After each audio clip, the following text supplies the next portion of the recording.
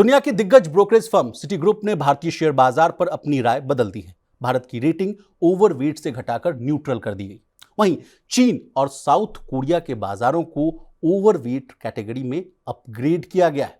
City का कहना है कि भारत की अर्थव्यवस्था मजबूत दिखती है और अमेरिका के साथ व्यापार समझौते की संभावना भी है, लेकिन अब ईपीएस यानी अर्निंग्स पर शेयर ग्रोथ की उम्मीदें पहले जैसी दमदार नहीं लग रही है। इसके मुकाबले चीन और साउथ की कोरिया की वैल्यूएशन सस्ती है और वहां ईपीएस रिवीजन ट्रेंड्स बेहतर दिख रहे हैं। प्रवीण सर, इसके अलावा बैंक ऑफ अमेरिका ने भी एक सर्वे किया। सर्वे में बताया गया कि भारतीय शेयर बाजार एशिया पैसिफिक रीजन में इन्वेस्टमेंट के लिए मोस्ट फेवर्ड इन्वेस्टमेंट डेस्टिनेशन नहीं रह गया। सर, आज तो दो दो झटके लग गए।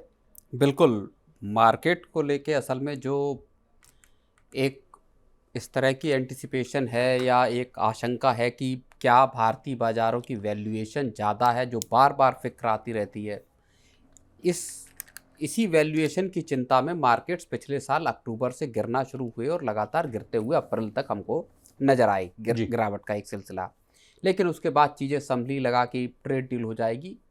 ट्रेड डील भी अभी तक नहीं हुई अमेरिका के साथ, हालांकि आसार इस बात के कि जल्द हो जाएगा। लेकिन ओवर वैल्यूएशन का एक जो खतरा है, वो जो डर है वो लगातार मंडरा रहा और उसी सिलसिले में सिटी ग्रुप ने रेटिंग को जो है न्यूट्रल कर दिया है। और दूसरी तरफ बैंक ऑफ अमेरिका के जो मोस्ट फेवर्ड डेस्टिनेशन अगर हम कहें मार्केट्स के लिहाज से, तो उसमें भारतीय बाजार जो है फिसलकर चौथे पायदान पर आ गया। जापान, साउथ कोरिया, ताइवान इसके भारत के ऊपर आ गए और सर्वे में जो फंड मैनेजर्स हैं उनकी राय को इसमें लिया गया है जी। अब दो मसले बड़े दिखाई दे रहे हैं। एक तो ओवर वैल्यूएशन का या वैल्यूएशन ज़्यादा है इसकी फिक्र दिखाई दे रही है। दूसरा जो मसला है वो है सेमीकंडक्टर का या चिप्स का। जी।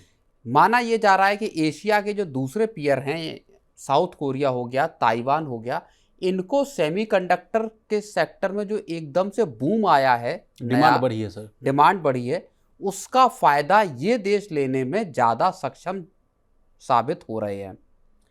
एक और जो चिंता पैदा हो रही वो है भारतीय कंपनियों के अर्निंग्स को लेके, और ख़ास तौर पर जो आईटी कंपनियां हैं, आईटी कंपनियों के परफॉर्मेंस को लेके एक बड़ी चिंता इस रिपोर्ट में जो बैंक ऑफ अमेरिका की जो रिपोर्ट है ख़ास तौर पे, उसमें इस बात की फिक्र जताई गई कि आईटी कंपनियां पहले जैसा अच्छा परफॉर्मेंस करती हुई नज़र नहीं आ रही हैं।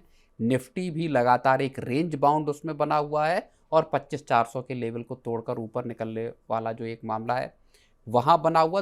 तीसरी एक बड़ी चीज़ ये है कि एफआईआईज एक बार फिर से बिकवाली के मोड में नज़र आ रहे हैं।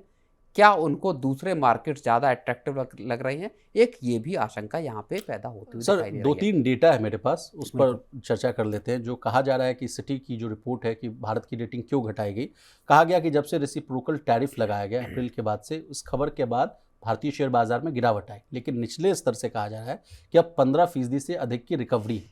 अब रिकवरी वाला मामला को हम दो और कंट्रीज से कंपेयर करते हैं सर। उसके बाद कहा जा रहा है कि साउथ कोरिया सरकार के सपोर्ट और मॉडर्न टेक्नोलॉजी पर फोकस के चलते उसके बाजार जो उसका जो देश का जो बेंचमार्क इंडेक्स है यानी कॉस्पी, इस साल अब तक 33% चढ़ चुका है।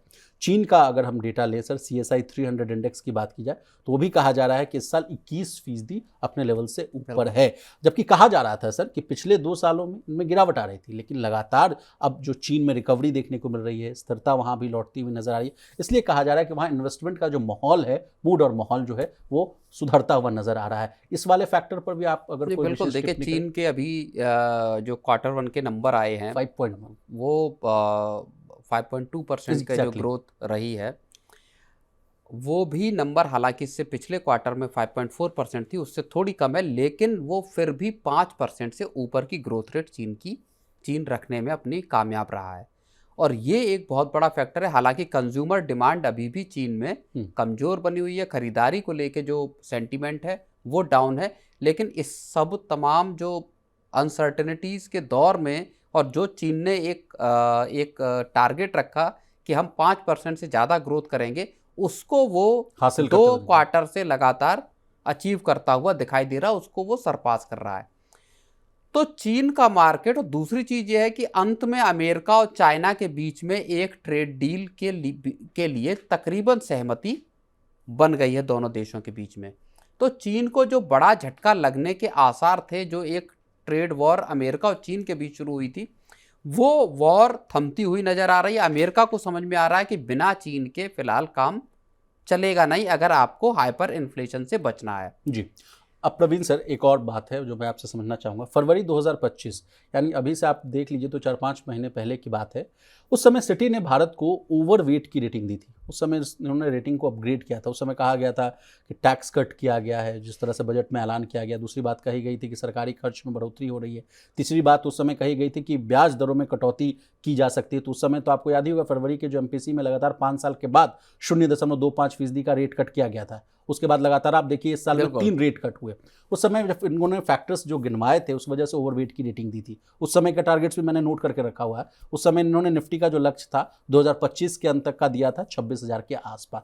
फिर अचानक से इन्होंने अपना जो ये डाउन ट्रेंड किया है। तो हमारे व्यूअर्स पूछना चाहते हैं कि फिर किस रिपोर्ट पर हम लोग ध्यान जो है केंद्रित करें। नहीं, देखिए, अब जाहिर तौर पर ब्रोकरेज हाउस हैं, अपना एनालिस्ट हैं, उनके तमाम तरह के ग्लोबल और लोकल फैक्टर्स को देखते हैं। जो बात सिटी ग्रुप कह रहा है कि भारत की इकोनॉमी भले रेजिलियंस शो कर रही है, एक टिकाऊपन दिखा रही है ग्लोबल जो हेडविंड्स हैं उसके बावजूद, लेकिन जो वैल्यूएशंस हैं इंडिया की वो स्ट्रेच्ड हैं, वो ज़्यादा बढ़ी हुई है। और इसी वजह से जो एक निफ्टी के टारगेट्स हों या भारत को लेके एक आशंका है कि जो न्यूट्रल कर दिया है रेटिंग को, वो उस तरह की चीज़ें नज़र आ रही। हालांकि आप बाकी के अगर फैक्टर देखेंगे तो चाहे जीएसटी का नंबर आप देख लीजिए या तमाम चाहे डायरेक्ट टैक्स कलेक्शन के नंबर देख लीजिए, सारी जगहों पे या फिस्कल डेफिसिट के नंबर अगर आप देख लीजिए, उन सारे मोर्चों पर मैक्रो इकोनॉमी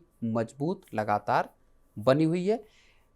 चिंता की बात जो है वो वहाँ दिखाई देगी जहाँ पे कि कंपनियों का जैसे अर्निंग सीजन शुरू हो गया है, आपका फर्स्ट क्वार्टर का मौजूदा फिस्कल के पहली तिमाही के कंपनियों के नतीजे आना शुरू हो गए हैं। और नतीजे अब तक जो आए हैं, बहुत ज़्यादा कंपनियों को नहीं आए, लेकिन अब तक जो नतीजे आए हैं वो मिले जुले से नतीजे हैं, बहुत अच्छे नतीजे नहीं हैं जी। एनपीएस को लेके। जैसे बैंकों की अगर हम बात करें तो एनपीएस को लेके चिंता है। इरेडा के नतीजे आए थे तो एनपीए को लेके फिक्र थी। आज भी एक्सिस बैंक के नतीजे आए तो एनपीए को लेके फिक्र है।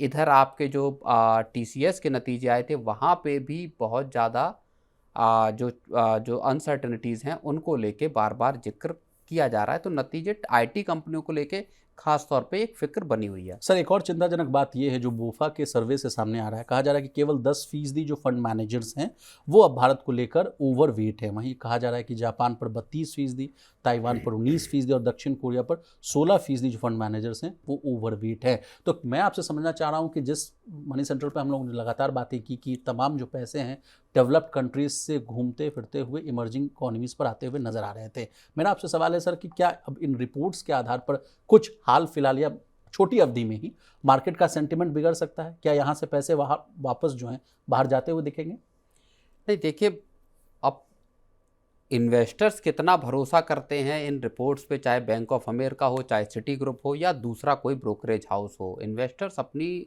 लॉन्ग टर्म की और शॉर्ट टर्म की रणनीति बना के चलते हैं। हालांकि इन रिपोर्ट से एक गाइडेंस जरूर मिलता है कि किस तरफ हालात जा रहे हैं, क्या इनका असेसमेंट है, क्या इनका एनालिसिस है। लेकिन मुझे ये लगता है कि कंपनियों के देखिए क्वार्टरली रिजल्ट्स बहुत बड़ा प्ले करेंगे मार्केट्स के मूवमेंट में। एक बड़ा जो फैसला होगा वो इस चीज़ से निकल के आएगा कि भारत की अमेरिका के साथ ट्रेड डील किस तरह की होती है, कितनी रियायतें भारत दे रहा है, कितनी अमेरिका रियायत देने को तैयार है भारत को। और इस आधार पर आपकी बाकी की चीज़ें भारत की तय होंगी। लेकिन वैल्यूएशन को लेके चूंकि अप्रैल के बाद से मार्केट्स में तेजी भी आई, लगातार एफआईआईस का पैसा भी आते हुए दिखाई दिया। अब वो क्या फिर से चिंता पैदा हो रही कि क्या मार्केट फिर ऊपर ऊंची वैल्यूएशंस पे आ गए हैं और यहाँ से एक करेक्शन आएगा, उसके बाद विदेशी इन्वेस्टर्स भारत में आना शुरू करेंगे, या उनको भारत के मुकाबले चाहे जापान हो, चाहे साउथ कोरिया हो, या ताइवान या फिर चीन, इन मार्केट्स में ज़्यादा रिटर्न अच्छे मिलते हुए दिखाई दे रहे हैं। जो एक ईपीएस की बात आ रही है कि ईपीएस ग्रोथ भारत की उतनी ज़्यादा नहीं रहेगी जितनी इन देशों में रहेगी। जी। प्रवीण सर, एक लास्ट सवाल मैं आपसे पूछना चाहूँगा। आपके कमेंट्री में आपने कहा कि सेमीकंडक्टर्स की डिमांड बढ़ी विशाल, इस वजह से जापान हो या साउथ कोरिया हो, ताइवान जैसे देशों में उनकी जो डिमांड है उसको पूर्ति करने के लिए वो लोग अपने जी जान से लग गए। मेरा आपसे सवाल है सर कि ये भी एक बड़ा मौका भारत के लिए था, क्या हम इस मौके से चूक गए? नहीं, हमारे पास तो अभी तक प्लेटफॉर्म ही नहीं था। सेमीकंडक्टर के क्षेत्र में जो पहले काम होना चाहिए था वो हुआ नहीं। आप देखिए पूरी गतिविधि पिछले 2-1 साल में दिखाई दी है। खास तौर पर जब से कोविड के वक्त में जब सेमीकंडक्टर की एक क्राइसिस आई, जब सप्लाई डिस्टर्ब हुई और फिर गाड़ियों की जो डिलीवरी लेट हुई, उसके बाद एक इस तरह का माहौल बना कि नहीं अब तो चाइना +1 और सेमीकंडक्टर्स भारत को अपने यहाँ बनाने होंगे। ताज़ा अपडेट ये भी है प्रवीण सर, जी। माफ़ कीजिएगा मैं आपको रोक रहा हूँ, तो आप ये जो रेयर अर्थ मैग्नेट और मेटल वाला भी मामला इस पे जोड़ दीजिए। हाँ। 2 साल पहले 2022 में सेमीकंडक्टर वाला मामला था और अब देखिए चाइनीज रेयर अर्थ मेटल्स वाला हो, मैग्नेट्स वाला, दोनों स्तर पर अब इंडिया उसमें भी इंसेंटिव दे रही है, एक्सप्लोरेशन और दूसरी तरह की हर तरह की कोशिशें, चाहे दूसरे देशों से इंपोर्ट करना हो, मैग्नेट जो हैं आपके रेयर अर्थ मैग्नेट हो या दूसरे मिनरल्स हों, उनको लेके भी अब सरकार उतना वॉर फुटिंग पे काम कर रही है। लेकिन ये चीज़ें भी पहले होनी चाहिए थी। आपकी गाड़ियों में ज़रूरत पड़ रही, लेकिन हुआ ये कि तब तक चीन से अनइंटरप्टेड सप्लाई थी, चाहे सेमीकंडक्टर्स हों चाहे रेयर अर्थ मैग्नेट हो, तो कभी किसी का ध्यान उस तरफ, मुझे लगता है जो जैसा समझ में आता है, इन चीज़ों पर गया ही नहीं। अब जब क्राइसिस आई तो फिर क्राइसिस से निपटने के अब रास्ते खोजे जा रहे हैं कि यहाँ पे भी हमको काम करना जरूरी है, और ऐसे हो सकता है बहुत सारे दूसरे सेक्टर्स भी हों जहाँ पे कि आपको वॉर फुटिंग पे काम करने की जरूरत हो। यूपीएस चुने या एनपीएस में ही बने रहें, सरकारी कर्मचारियों की सबसे बड़ी उलझन अब होगी दूर। Money9 पर लॉन्च हो रहा है यूपीएस का सबसे आसान कैलकुलेटर। बस देनी होगी 4 जानकारियां और आपका पूरा कंफ्यूजन हो जाएगा दूर। आपको पता चलेगा रिटायरमेंट के बाद यूपीएस में कितनी मिलेगी पेंशन, एनपीएस में बने रहें तो वहां हर महीने कितनी पेंशन मिलेगी, और अगर ओपीएस आया तो कितना पैसा हर महीने मिलेगा। Money9 पर इस कैलकुलेटर को लाए हैं डॉक्टर मंजीत सिंह पटेल। आप इस खास लाइव में शुक्रवार 18 जुलाई को शाम 6:30 बजे से जुड़िए और पूछिए अपने सवाल और दूर कीजिए हर कंफ्यूजन। इस कैलकुलेटर से लाइव आप जान पाएंगे आपको कितनी पेंशन मिलने वाली है। इसके अलावा मंजीत पेंशन का गणित भी आसान भाषा में समझाएंगे कि कितनी पेंशन आपको मिलने वाली। तो भूलिए मत, आपको आना है शुक्रवार शाम 6:30 बजे सिर्फ Money9 यूट्यूब चैनल पर एक्सक्लूसिव।